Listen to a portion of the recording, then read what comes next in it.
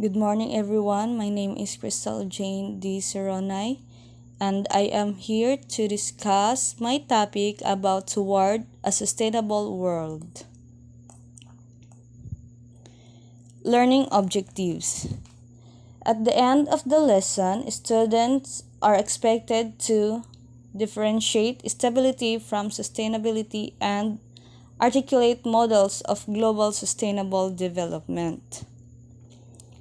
Lesson 1: Sustainable Development. Each year, desertification claims 6 million hectares, potentially reaching Saudi Arabia's size in 30 years. Deforestation destroyed 11 million hectares annually, possibly equaling India's size in 30 years, impacting farmland. The Brundtland Commission's Our Common Future defines sustainable development. It addresses environmental decline and its economic and social impact. Sustainable development is refined as the ability to meet the needs of the present without compromising the ability of future generations to meet their own needs.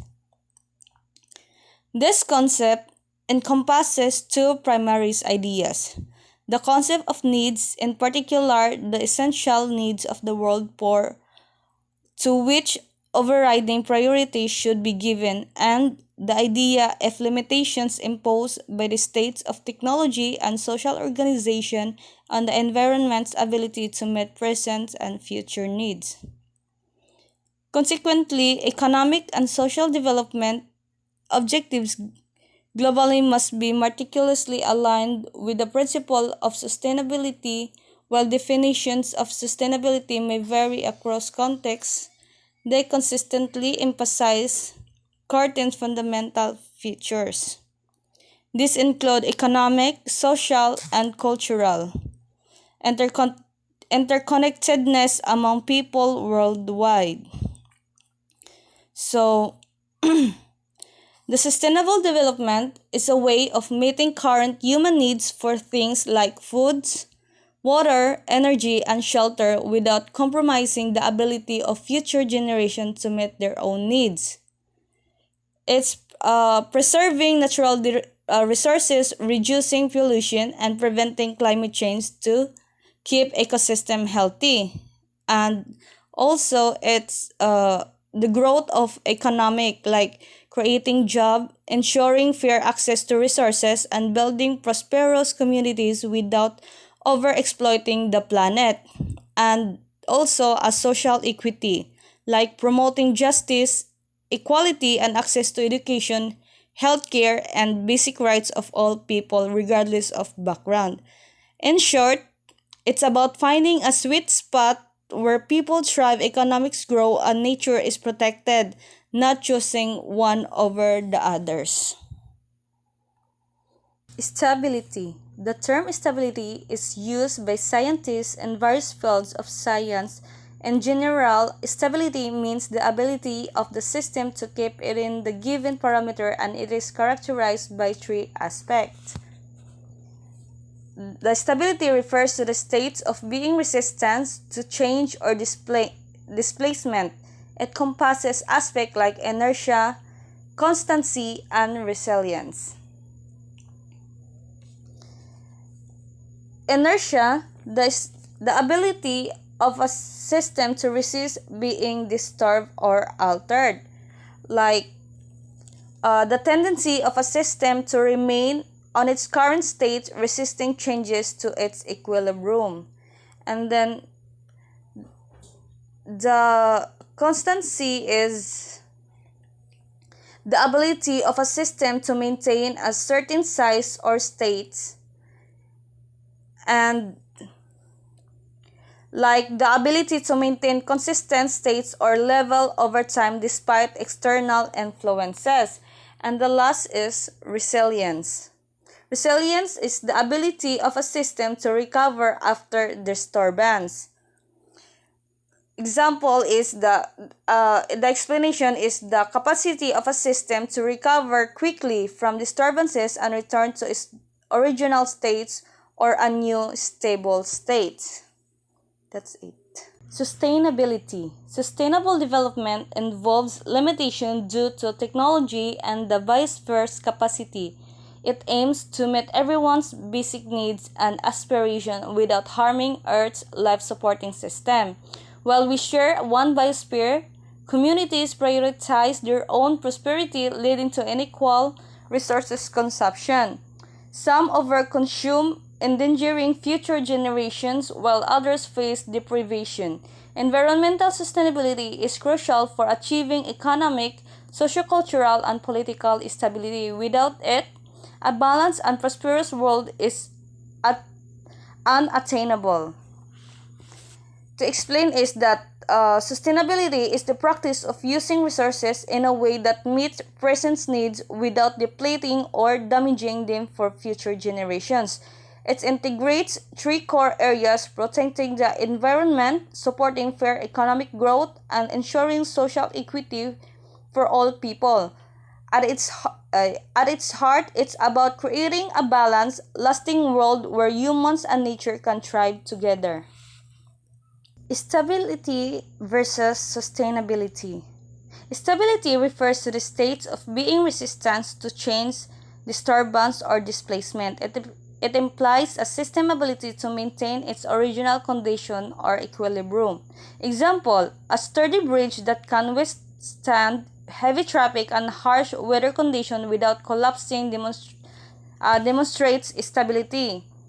Like stability ensures reliability and predictability, providing a secure foundation for various processes and structures. It is often characterized by inertia, constancy, and resilience. Sustainability is the capacity to maintain ecological, social, and economic processes over time, ensuring the future generation can meet their needs. It involves using resources responsibly to avoid depletion or degradation. Example, implementing renewable energy resources like solar and wind power to reduce dependence on fossil fuels and minimize environmental impacts is an example of promoting sustainability. Like focuses on balancing present needs with long-term environmental and social well-being. It requires considering the interconnectedness of system and the consequences of action on future generations. Good morning, everyone. My name is Michelle Betty Calago, and my topic is all about models of global sustainable development. So, in this systematic model that explains how the world must organize itself to achieve sustainability, and it states that seven different systems must function effectively and in harmony.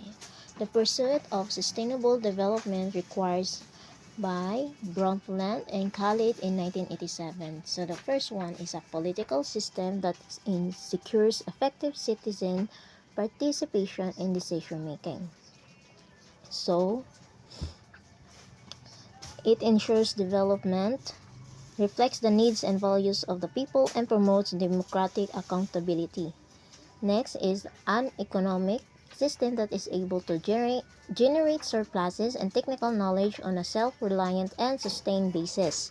So it provides the resources necessary for investment in social and environmental solutions. So next is a social system that provides for solutions for the tensions arising from this harmonious development. So it manages the conflicts, addresses inequality, and promotes social stability. So the next one is a production system that respects the obligation to preserve the ecological base for development. So it directly addresses the environmental failure by limiting resource exploitation and pollution. A technological system that can search continuously for new solutions. So it drives innovation for cleaner energy, efficient resource use, and environmental cleanup. So next is an international system that fosters sustainable patterns of trade and finance. So it ensures that global economic interaction support rather than undermine national sustainability efforts. And the last one is an administrative system that is flexible and has the capacity for self-correction. So, it allows governments and organizations to adopt policies based on new information and changing environmental or social realities. So, let's talk about the what is sustainable development. So, the core concept of this sustainable development is famously defined in the Brundtland and College in 1987 it is development that meets the needs of the present without compromising the ability of future generation to meet their own needs. So there are three inseparable and mutually reinforcing pillars. So the first one is economic development. So it generating growth and prosperity. The second is social equity, ensuring well-being, health, and justice for all people. And the last one is environmental protection, and it preserving natural resources and the planets and ecological system. In conclusion, sustainable development requires national and international cooperation addressing economic, social, and environmental pillars. So, economic development alone is insufficient. Reducing vulnerability through technology is crucial. So, it ensures present and future needs are met without exploiting natural resources and promoting harmony in investment, technology, and the environment.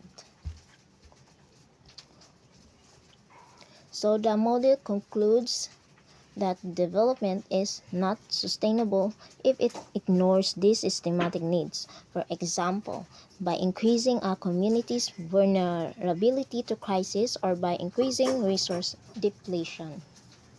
So my next topic is Sustainable Development Goals. So since the Millennium Development Goals launched in 2000, intended to make global progress on poverty, education, health, hunger, and the environmental expired. So the UN member states are finalizing the Sustainable Development Goals, or SDGs, to replace it. So it means that Millennium Development Goals is no longer used. Then the UN member states replaced and they called it Sustainable Development Goals. So there are 17 steps to attain sustainable development from 2015 to 2030, and these are as follows. So number 1 is end poverty in all its forms everywhere. 2, end hunger, achieve food security and improve nutrition and promote sustainable agriculture. 3, ensure healthy lives and promote well-being for all at all ages. 4, ensure inclusive and equitable quality education and promote lifelong learning opportunities for all. 5, achieve gender equality and empower all women and girls. 6, ensures availability and sustainable management of water and sanitation for all. 7, ensures access to affordable, reliable, sustainable, and modern energy for all. 8, promotes sustained, inclusive, and sustainable economic growth, full and productive employment, and decent work for all. 9, build resilient infrastructure, promote inclusive and sustainable industrialization, and foster innovation. 10, reduce inequality within and among countries. So 11, make cities and human settlements inclusive, safe, resilient, and sustainable. 12, ensure sustainable consumption and production patterns. 13, take urgent action to combat climate change and its impact. 14, conserve and sustainably use the oceans, seas, and marine resources for sustainable development. 15, protect, restore, and promote sustainable use of terrestrial ecosystems, sustainably manage forests, combat desertification and halt and reverse land degradation and halt biodiversity loss. 16. Promote peaceful and inclusive societies for sustainable development. Provide access to justice for all and build effective, accountable, and inclusive institutions at all levels. And last one is 17. Strengthen the means of implementation and revitalize the global partnership for sustainable development. So the main purpose of the SDGs is to provide a universal plan for achieving a better and more sustainable for future for everyone by the year 2030. So the conclusion is these are new sets of global goals and targets that will serve as basis for UN member states in framing their agenda and political policies in the next 15 years. Right now, we discuss about global food security. Learning objectives. At the end of the lesson, students are expected to define global food security and critique existing models of global food security. What is food security? Refers to the availability and accessibility of an individual to get sufficient quantity of food that is reliable and affordable. Food security exists when all people at all times have physical, social, and economic access to sufficient, safe, and nutritious foods that meets their dietary needs and food preferences for an active and healthy life. Food security means ensuring that every person can regularly get enough safe, nutritious food that fits their needs and preferences so they can live a healthy and active life. It focuses on two main ideas. Availability. There must be enough food produced or supplied. And accessibility. People must be able to physically and economically obtain that food at a reliable and affordable cost. The four important parts of food securities are availability, sufficient food supply.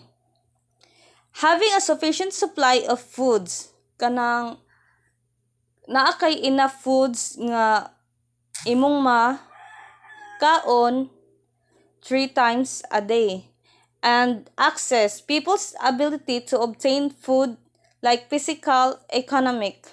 People's ability to get foods whether by buying or other means. And utilization. Using food properly in the body, which includes good nutrition and food safety. And the last is stability. Ensuring access to food is consistent over time without disruptions.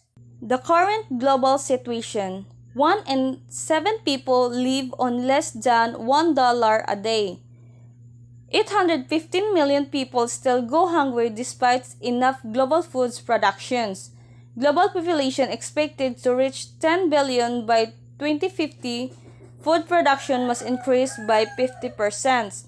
Hunger persists even with technological progress. The global situation reveals that despite sufficient food productions, 815 million people still suffer from hunger and 1 in 7 lives on less than $1 a day, with the world population expected to reach 10 billion by 2050. Food production must increase by 50% to meet the growing demand. Unfortunately, hunger persists even with technological advancement in food production and distribution. That's all. Thank you. That's my part. And the next reporter is. So let's continue. So models of global food security. So they provide materials that outline the four main models used to approach global food security, which vary in their core philosophy and priorities. So the first one is prevailing model or the production-based model. So it focuses grow more food using technology, uses biotechnology, and requires investment in infrastructure and farm productivity. So, in increasing the overall supply of food, the core belief is that growing more food using technology like biotechnology will solve hunger. So it requires significant investment in infrastructure and farm productivity. So in this model is often associated with the green revolution. The second one is the trade-based or the market-oriented model. So it emphasizes the global trade and export-oriented agriculture, and it believed that markets will meet people's food needs. So in this trade-based or the market-oriented model had a criticism. So the benefits corporations and harms small farmers and ignores ecological impacts. So it relies on global trade and export-oriented agriculture to distribute food. So, so markets are the most efficient mechanism to meet people's food needs. So, and this model is criticized for often benefiting the large corporations and potentially harming small farmers, ignoring ecological impacts of intensive and export-focused farming. The third is in these models of global food security is the right-based model. So food as a fundamental in human right, it advocates the right to food movement, and the government must guarantee the access to adequate food and CESCR in 1999. So it defines the food as a fundamental in human right, and it's supported by the right to food movement. So the principle it holds that the government must guarantee access to adequate food for all citizens. For example, as formalized in instruments like the CESCR in 1999, or known as Committee on Economic, Social, and Cultural Rights. Fourth, food sovereignty model. So the concept or the core concept is the right of people to healthy and culturally appropriate for food and to participate in decision making about their food systems. So the right of people to healthy and culturally appropriate food and to participate fully in decision making about their own food systems. So next. So, let's continue. Criticisms to the existing models of global food security. So, the dominant or the production and trade base. So, the models face three major criticisms. So, the first one is disregard for power relations. Existing models often overlook social and political contexts that determine who has access to food by Brundtland Commission report in 1987. So they often overlook the social and political context that really determine who has access to food, not just how much food is produced. Second, emphasizes on trade-based solutions, so push for agricultural trade liberation and favors market-led corporate agriculture, negatively impacting smallholder farmers and marginalized communities. Next, the last one is the neglect of small-scale procedures. To improve technology and economic incentives have often bypassed and small farmers being neglected by Brundtland Commission report in 1987.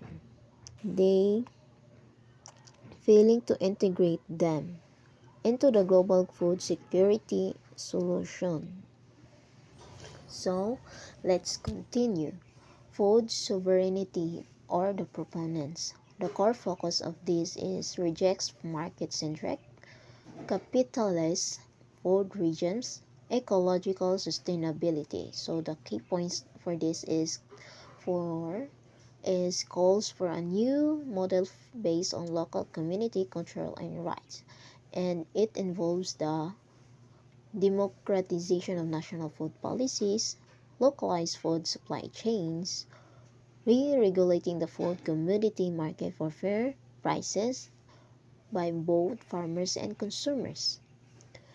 Next is the greater public investment in agriculture, genuine agrarian reform to provide better access to land and tenure security to small and marginalized farmers, and the last, the prioritization of agroecological approaches, among other things. So, next is factors influencing global food security. So, several interconnected factors determine the stability and availability of the global food supply. So, the first is rising food prices and poverty. So, it reduces the economic accessibility of food for the poor. So, second is the world population growth and corresponding growth in the demand for food. So, it increases the overall demand for food. So, three, rising incomes and growing per capita food consumption. So, it leads to growing per capita food consumption, often shifting diets toward more resource-intensive foods like meat. So, fourth, rising costs of fuel and agricultural inputs like fertilizer and pesticides.